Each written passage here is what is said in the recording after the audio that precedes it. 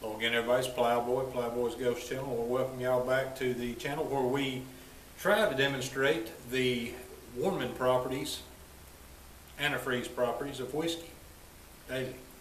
It's not what we do here, but that is one of the things that happens here. What in the world did I do? Well, let's see, y'all. It is January still of 2022, and I have already come across 2 more guns. You know, I shared on Facebook a meme or whatever you call them, captioned that thing that says, you know, it's my wife should be proud of me. I haven't bought a gun all year. You know, it's like the first day, and on the second or third day, I bought this, so I didn't get very far.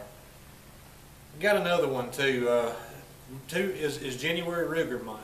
It appears it is in this household, at least this year.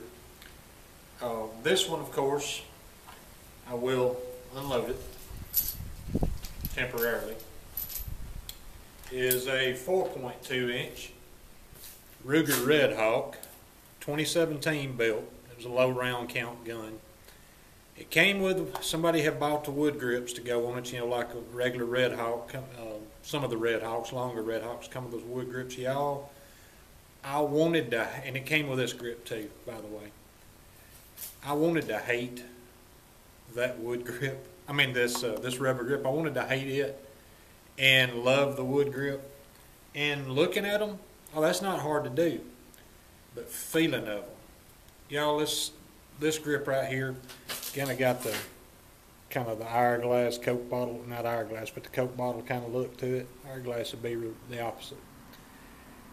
And y'all, I put these on, it came with them as a test fit, and I thought, well, I'm just going to see what it looks like, and I grabbed a hold of it, and I'm like, oh, hell, I'm stuck with this now because that feels too good. I know I can control it better. Let's see.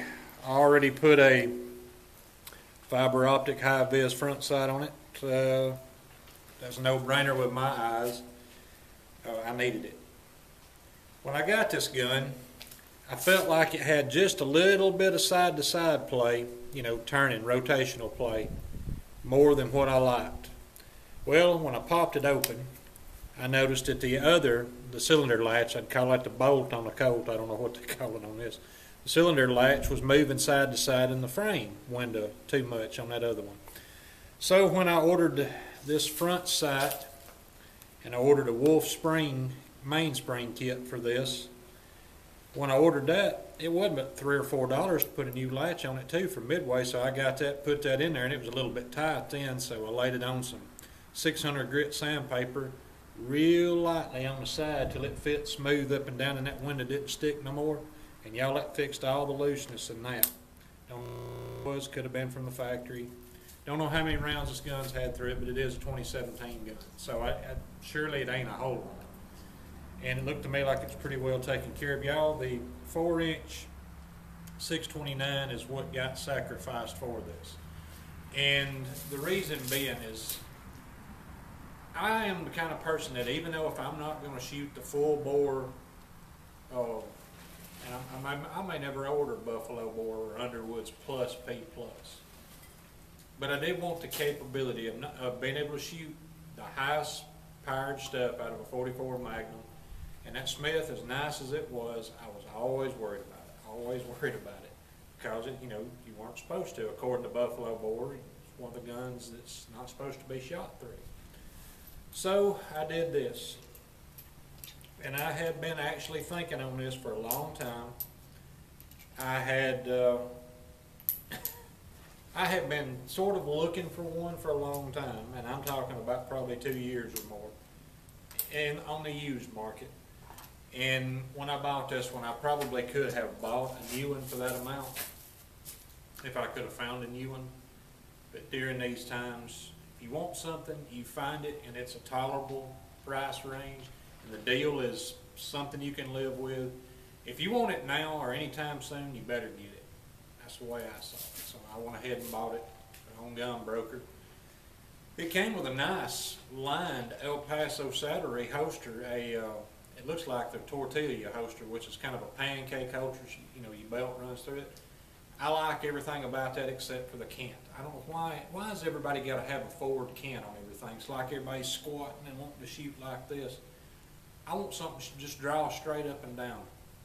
I know El Paso Celery's not watching this, so I'm talking to the wrong people. But I did pick up this Diamond D Guide's Choice, made in Wasilla, Alaska, and I'm getting used to it. I haven't had it too many days, but you know, I kind of like it, and I'm wearing it while I'm driving and stuff. Hell, I'm wore it in a store or two. I guess people notice me before they notice the gun, because they're probably used to seeing me open carry 6 guns and various different big revolvers and whatever. But I like it. It's up out of the way. I can live with the tension's adjustable here, which it holds pretty good even with that backed all the way out. Got a hammer thong if you want to use it. I'm not in it, which I think Diamond D recommends not using it while you're afield. I'd use it if I was scaling, you know, some rugged peak, you know, hillside or something. I was afraid of dropping it, or if I was going to be hanging upside down for too long, which I'm not an acrobat. I'm probably not going to worry about that too much. Let's see. I have run a little bit through it. I run the Keith load through it. I didn't care for the Keith load through it for some reason. I don't know if my lead's too hard, or I don't think that's what it is. They seem to be sized right at 430 for this gun. I think it was just, honestly, I think it just didn't like it. I backed off the 22 grains of 2400 with that RCBS Keith bullet back to a 21 grain load. It liked it just fine. My last few shots on it were one hole in the bullseye, you know, one enlarging hole as I went, and I stopped after a few shots because I like finishing on a good note. So I started breaking down the couple hundred full Keith load, 22 grain loads, and I'm reloading back everything in 21 grains. And I'm about to work up a 310 grain load, my gas check lead mold. I haven't cast anything out of it in a long time. I was loading some for the Ruger Super Blackhawk that I still have in there at 16.5 grains of 2400, and that's a pretty good load. But yeah, I realize I've got a bunch of H110 and some Winchester 296 left, so I'm fixing to run some 310 grain lead bullets up with that powder, and I know about where I'm going, but I'm gonna test a few levels before I go ahead and load about 200 of them. This time I'm gonna play it smart. So I said that in January of 2022 looks to be a Ruger type of month, and I got 2 guns. What's the other one?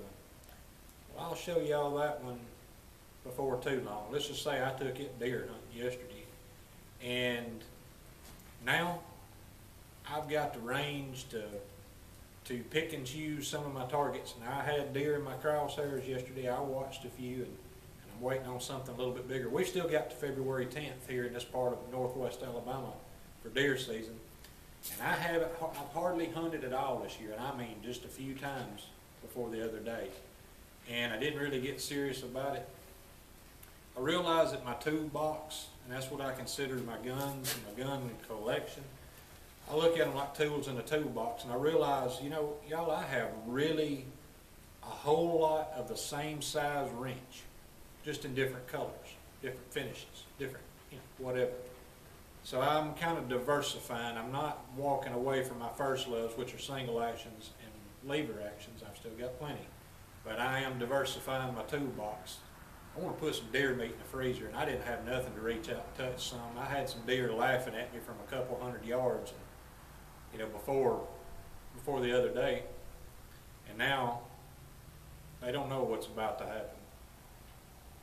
So I'll get the other one out and show it to you before too long. After I work out a 310 grain load, we'll shoot this one on camera. I'm going to shoot it a few times without being on camera so I can hit better with it, with that load first. And I will talk to y'all later. Thanks for watching.